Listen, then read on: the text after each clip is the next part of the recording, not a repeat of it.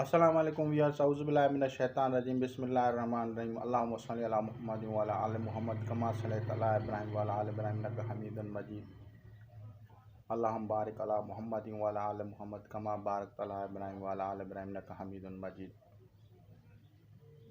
औज़ु बिल्लाहि मिनश शैतानिर रजीम, बिस्मिल्लाहिर रहमानिर रहीम।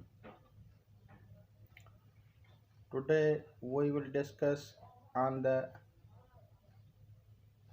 curse or bad wishes for anyone or good wishes for anyone। तो आज हम जो है इस चीज़ पे बहस करेंगे कि बद्दुआ क्या होती है और दुआ क्या होती है। देखें, मोमिन का हथियार दुआ है। आप इबादत करते हैं और दुआ भी देते हैं, लेकिन उनका एक असर होता है। अच्छी दुआ हो फ़ायदा होता है, अगर बद्दुआ दी जाए तो भी उसका तासीरात होता है। एस्ट्रोलॉजी, इल्म नजूम, वेदक, इन उलूम में आपको ये भी पता चलेगा कि बद्दुआ लगी है या दुआ है। अगर दुआ है तो उसका भी पता चल जाता है, और अगर बद्दुआ है तो उसका भी पता चल जाता है। वो बद्दुआ अगर लगी है तो ज़माना माजी में लगी थी या ज़माना हाल में, या उससे पहले कभी किसी ने कह दिया था। दुआ और बद्दुआ दोनों ज़मान हाल में भी लगती हैं, ज़मान माजी में भी लगती हैं। यानी वो प्रेजेंट टेंस में भी दुआ होती है और पास्ट टेंस में भी कोई किसी के लिए बद्दुआ कर देता है तो उसकी आने वाली नस्लें तक तो उसी चीज़ का शिकार होती हैं। अगर बुरी दुआ बद्दुआ कर दी तो फिर वो उनकी जो नस्लें होती हैं वो तकालीफ में मुब्तला होती हैं। अगर अच्छी दुआ कर दी जाए तो फिर वो उसके फ़वाइद भी हासिल होते हैं। जैसे हम कहते हैं भाई तुम तो खुश रहोगे, तुम्हारे बच्चे भी खुश रहेंगे, तो ये एक दुआ हुई और आने वाली नस्लों में भी दुआ चली।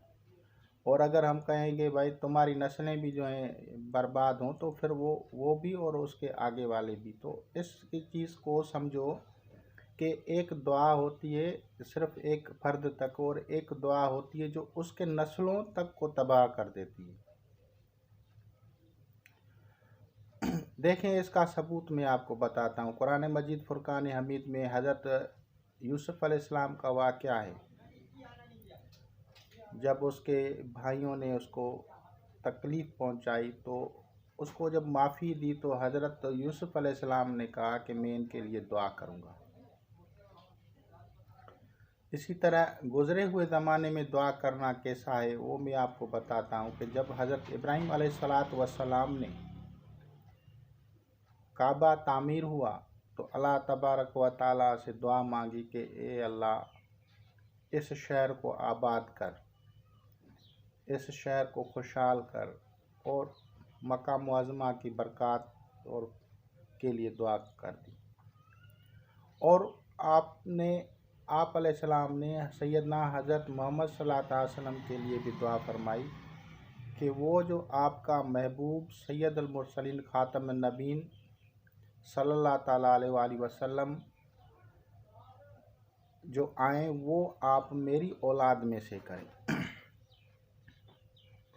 तो वो दुआ कबूल हुई और हज़रत इब्राहीम अलैहिस्सलाम से लेके नबी पाक सल्लल्लाहु ताला अलैहि वसल्लम तक कमो बेश 6000 साल बनता है वक्त। तो इस वक्त तक के बाद वही ख़ातमुन नबी सल्लल्लाहु ताला अलैहि वसल्लम हज़रत इब्राहीम अलैहिस्सलाम की औलाद में से आए, और सैयदना हज़रत मोहम्मद मुस्तफ़ा सल्लल्लाहु ताला अलैहि वसल्लम इसका बारहा तज़किरा फरमाते थे कि मैं अपने दादा हजूर सैयदना हज़रत इब्राहीम अलैहिस्सलाम की दुआ हूँ। तो दुआओं की बड़ी तासीर होती है, बड़े असरात होते हैं। अच्छा, वो दुआ आप सुने या ना सुने, जैसे आम आदमी अगर कोई पुरानी दुआ की हुई होगी तो उसको क्या पता कि मुझे किसने दुआ की है, या किसी ने बद्दुआ कर दी तो उसको क्या पता कि किसी ने बद्दुआ कर दी। ये इससे ताल्लुक़ उसका नहीं है कि आप उसको सुने, उस दुआ को या बद्दुआ को आप सुने, ये नहीं है। बहुत सारे लोग हसद और जलन की वजह से भी बद्दुआ कर देते हैं, और उनके वो अज़कार करने वाले होते हैं या उनके बड़ों में किसी ने कोई ख़ास रियाज़तें की हैं, तो उसकी तासीर उनकी औलाद में जब चलती है और उनको अच्छाई और बुराई की तमीज़ नहीं रहती, उनको दुआ और बद्दुआ की तमीज़ नहीं रहती, वो हसद में पड़े रहते हैं, तो वो अगर किसी को बद्दुआ देते हैं तो उसकी तकलीफ़ भी के लोगों को मुतासर कर देती है। अब मैं आता हूँ कि क्या इल्म नजूम इसके बारे में बताता है। तो भाई इल्म नजूम इसके बारे में बताता है, और इल्म नजूम ये भी बताता है कि ये आपको दुआ या बद्दुआ, curse or break for good wishes, ये दोनों ज़मान पास्ट में हुई थी या अभी, तो वो सारी चीज़ें तफसीलात बता देती है और उस दुआओं के तासीरात तक बता देती है, उन दुआओं की तासीरात तक बता देते हैं।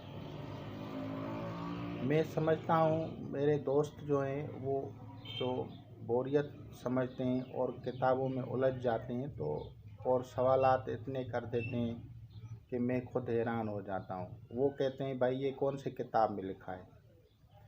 तो भाई किताबें यही है, मैंने कोई बड़ी किताबें नहीं पढ़ी, जो मैंने समझा है वो मैं आपको बता रहा हूँ।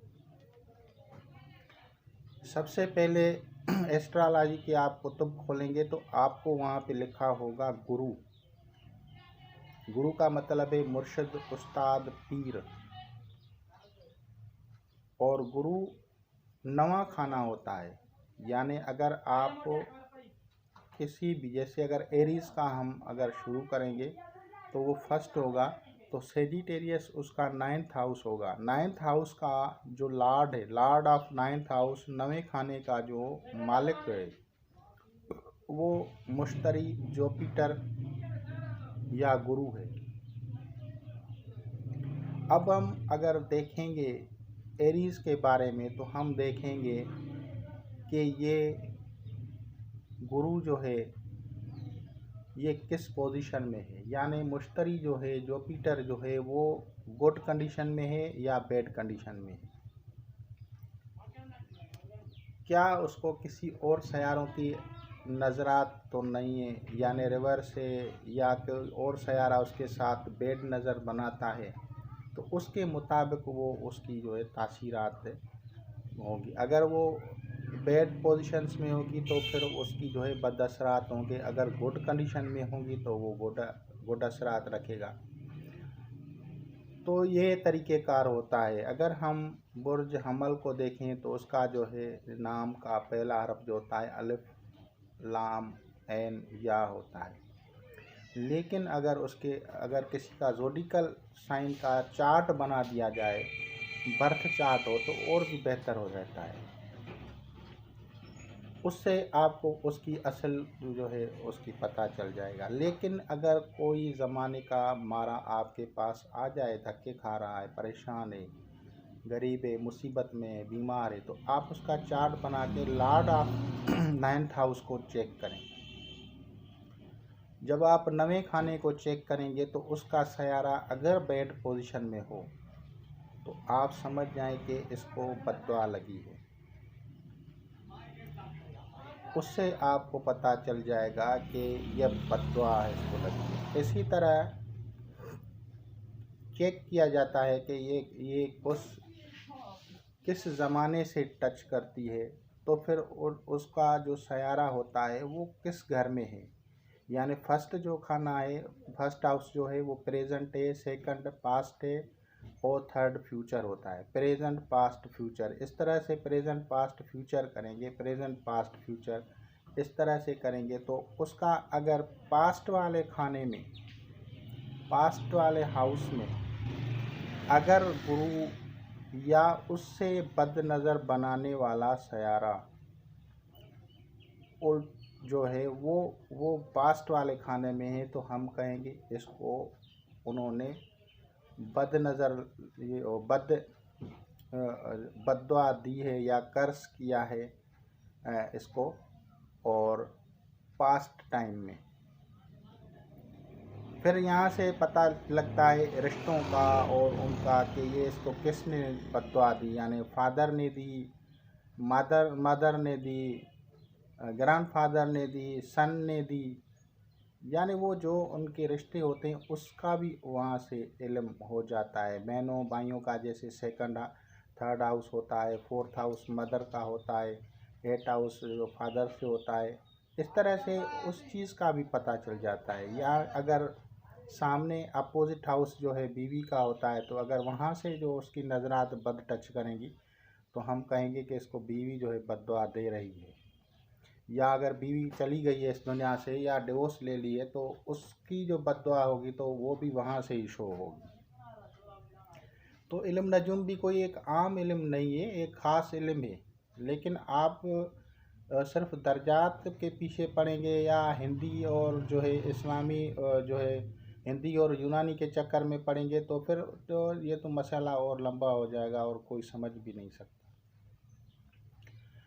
लेकिन जो मेरा तरीक़ेकार है, मैंने आपके साथ ये चीज़ वाज़ेह कर दी कि इस तरह से होता है। फिर इसका एक इस्म आज़म निकलता है उस बद्दुआ को काटने के लिए, और उस बद्दुआ के लिए कुछ सदक़ात और कुछ तरीक़ेकार होते हैं जो कि मैं यहाँ पे बयान नहीं करता और ना ही मैं यहाँ पे वो करूँगा। बल्कि सिर्फ अगर आपको कोई किसी को परेशानी हो तो उसको समझ में नहीं आए तो वो हमसे पर्सनल में मेरे व्हाट्सएप नंबर पे सवाल पूछ सकता है। लेकिन वो वॉइस नहीं छोड़े, वहाँ पे सवाल छोड़ दे, राइट कर दे, या ऐसा करे कि वो कमेंट में अपना सवाल लिख ले, तो हम वहीं पे कमेंट में उसके सवाल को देख के और उसको जवाब दे देंगे कोई वीडियो बना के। तो इस तरह से उसका जवाब आ जाएगा। तो हर एक का अपना एक इस्म आज़म नाम का और सब कुछ उसको मैच करके बाद में बताया जाता है। जनरली मैंने ये इतना डीप आपको बता दिया है कि अगर कदरदान होंगे तो वो बहुत इज़्ज़त करेंगे, अगर नहीं करेंगे तो वो खुद अपनी आप ही जाने। तो इसके अलावा जो है जिन भाइयों और बहनों को औलाद नहीं हो रही, उनका जो मसला है वो भी एस्ट्रोलॉजी से निकल सकता है, और एस्ट्रोलॉजी में पता चल जाता है कि कौन से तरीके से इनकी जो है बांझपन है या औलाद न होने की वजह क्या है। और फिर उन वजूहात के मुताबिक अगर इसमें आज़म निकाल दिया जाए, उसका विर्द किया जाए और सदक़ात वगैरह दिया जाए तो इंशाअल्लाह ताला उनको फिर औलाद भी हो जाती है। तो मेरे ख़्याल में आज इतना ही आपके लिए काफ़ी है, आप इससे इस्तेफ़ादा करेंगे। खुदा हाफ़िज़।